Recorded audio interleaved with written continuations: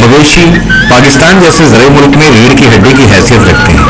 ये न सिर्फ हमें दूध, गोश्त और खालें मुहैया करते हैं, बल्कि इनसे हमें ज़मीन की ज़रख़ेज़ी के लिए खाद वगैरह भी हासिल होती है, जिनसे न सिर्फ मुल्क की ज़रूरियात पूरी होती हैं, बल्कि इन्हें बरामद करके बहुत सा ज़र मुबादला भी कमाया जा रहा है। दूध की बेहतर पैदावार के लिए जानवर की मौरूसी सलाहियत, मुतवाज़िन खुराक और बीमारियों से हिफाजत सबसे अहम अनासिर है। अच्छी मौरूसी सलाहियत और बेहतर खुराक का जानवर पूरी पैदावार सिर्फ उसी सूरत में देगा जब वो मुकम्मल तौर पर तंदुरुस्त और सेहतमंद हो। इसलिए ये बहुत ज़रूरी है कि जानवर तंदुरुस्त और तवाना रहें ताकि हम इनसे फ़ायदा उठा सकें। एक अंदाजे के मुताबिक जो दूध हर साल पैदा हो रहा है, इसकी कीमत गंदम और कपास जैसी अहम फसलों की कीमत से भी कहीं ज़्यादा है। दूध अपनी मखसूस खुसूसियात की बिना पर इंसानी नशोनुमा के लिए नागुज़ीर हैसियत रखता है। दूध में मौजूद नशास्तदार अज्जा यानी कार्बोहाइड्रेट्स और कैल्शियम के अलावा लहमियात भी जिस्मानी तंदुरुस्ती के लिए ज़रूरी होते हैं, जो हम गोश्त से हासिल करते हैं। खुराक में दूध और गोश्त की ज़रूरियात को पूरा करने के लिए इंसान सदियों से मुख्तलिफ जानवर पाल रहा है, जिनमें भैंस कई वजूहात की बिना पर नुमाया मकाम रखती है। हमारे मुल्क में दूध और गोश्त की ज़रूरियात ज़्यादातर भैंसों से पूरी की जाती हैं, लिहाजा इनकी परवरिश और निगहदाश्त पर खुसूसी तवज्जो देना बहुत ज़रूरी है। पाकिस्तान में दूध की कुल पैदावार का 75% हिस्सा भैंसों से हासिल होता है। भैंस के दूध में गाय के दूध की निस्बत चिकनाई ज़्यादा होती है। यही वजह है कि लोग भैंस के दूध को पसंद करते हैं। मुल्क की गोश्त की ज़रूरियात को पूरा करने के लिए दूसरे जानवरों की निस्बत भैंस के गोश्त का हिस्सा ज़्यादा है।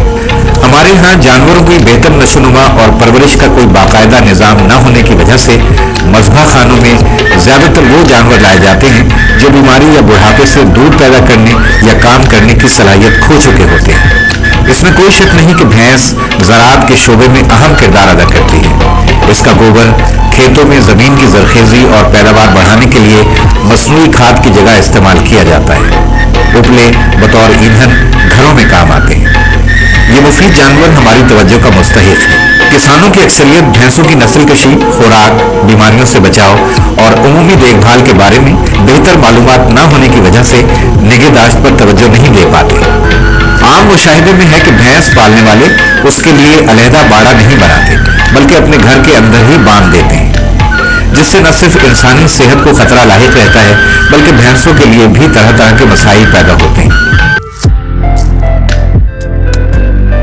शदीद गर्मी में सिर्फ दरख्त के साए को जाए पनाह के तौर पर इस्तेमाल किया जाता है, यानी गर्मी की शिद्दत से जानवरों को महफूज रखने पर कम तवज्जो दी जाती है। शदीद गर्मी की सूरत में जानवर को ठंडी जगह पर रखना चाहिए।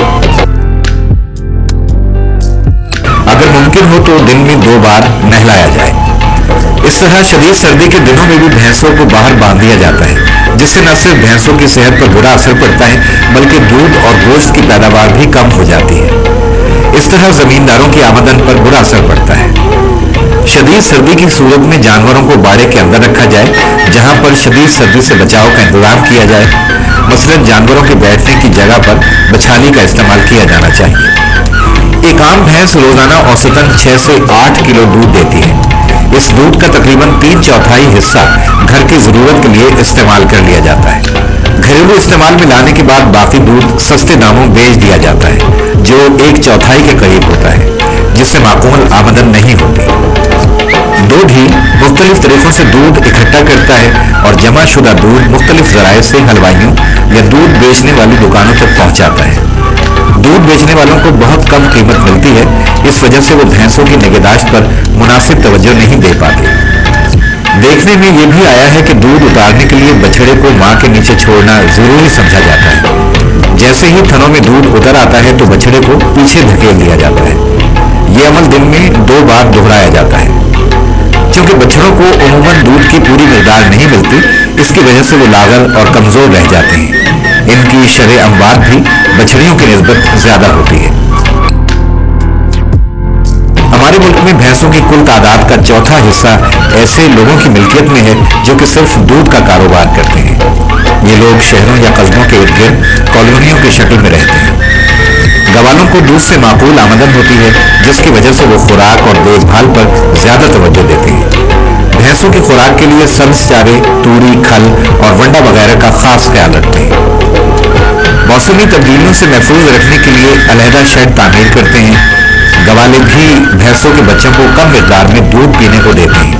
ان کی کوشش ہوتی ہے کہ بچڑے چھوٹی عمر میں ہی بیچ دیے جائیں۔ ان کی غیر موجودگی میں دودھ اتارنے کے لیے ٹیکوں کا سہارا لیتے ہیں۔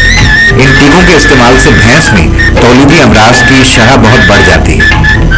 گوالے بھینس کی افزائش نسل اور ان کو دوبارہ حاملہ کروانے پر کوئی توجہ نہیں دیتے۔ جیسے ہی کوئی بھینس دودھ دینا بند کر دے تو اسے بیچ دیا جاتا ہے۔ اس کی جگہ دوسری دودھ دینے والی بھینس خرید لی جاتی ہے۔ اس طریقہ کار سے بھینسوں کے جنسی امراض کے علاج کو نظر انداز کر دیا جاتا ہے۔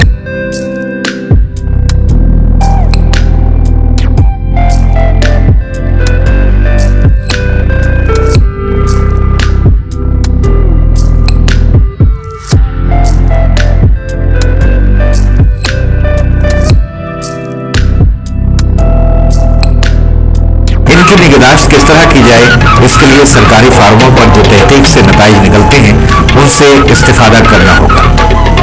بھینسوں کی کل تعداد کا تقریباً 5% حصہ سرکاری فارموں، ملٹری ڈیری فارموں اور نجی فارموں پر پرورش پانے والی بھینسوں پر مشتمل ہے، جہاں پر جدید سائنسی طریقہ کار کے مطابق ان کی پرورش کی جاتی ہے۔ سرکاری فارموں پر بھینسوں کی خوراک، افزائش نسل، بیماریوں سے بچاؤ اور عمومی نگہداشت پر خاص توجہ دینے سے بہت حوصلہ افزا نتائج نکلتے ہیں۔ فارموں پر رکھی جانے والی بھینس تحقیقی مقاصد کے لیے استعمال کی جاتی ہے تاکہ یہ معلوم ہو سکے کہ ان کی پیداواری صلاحیت میں کتنا اضافہ ہو سکتا ہے۔ اس سلسلے میں مختلف تجربات کیے جاتے ہیں۔ سرکاری فارموں میں بھینسوں کی ملائی مصنوعی تخم ریزی سے کی جاتی ہے۔ مصنوعی نسل کشی کے لیے اعلیٰ صلاحیتوں کے مالک نروں کے مادہ تولید کو استعمال کیا جاتا ہے۔ مصنوعی نسل کشی سے افزائش نسل کے بہتر ریکارڈ اور جنسی امراض کی روک تھام کی جاتی ہے۔ سرکاری فارموں پر بھینسوں کی پیداواری صلاحیتوں کو مستقل بنیادوں پر بہتر بنانے کے لیے اچھی نسل کے سانڈوں کے انتخاب پر زیادہ توجہ دی جاتی ہے تاکہ نتائج توقع کے مطابق نکلیں۔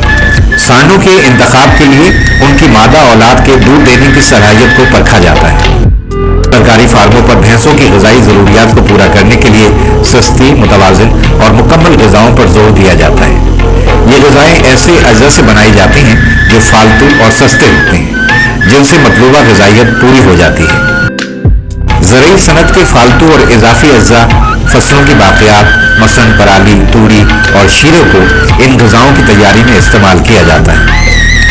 ایسی غذائیں عام طور پر تیار ہونے والی مہنگی غذاؤں مثلاً کھل، بنولا، گندم وغیرہ کا بہت اچھا نعم البدل ہے۔ ان غذاؤں کو جانوروں کی خوراک میں استعمال کرنے سے بڑھوتری اور دودھ دینے کی صلاحیت پر کوئی مضر اثر نہیں پڑتا۔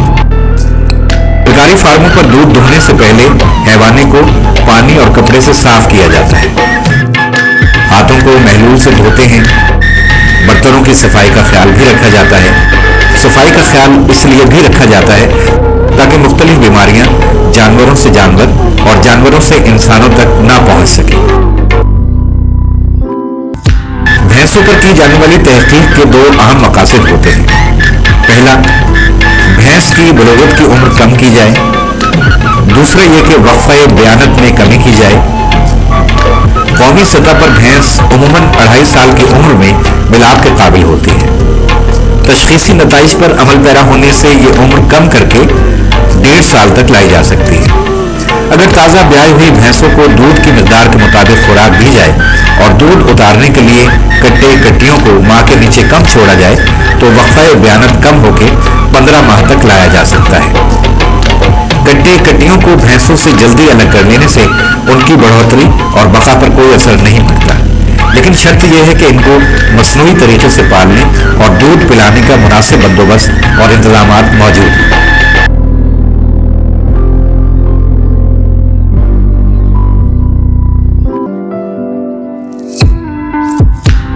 سرکاری فارموں پر بھینسوں میں جنسی خواہش کے وقت کا پتہ چلانے کے لیے مخصوص طریقہ اختیار کیا جاتا ہے۔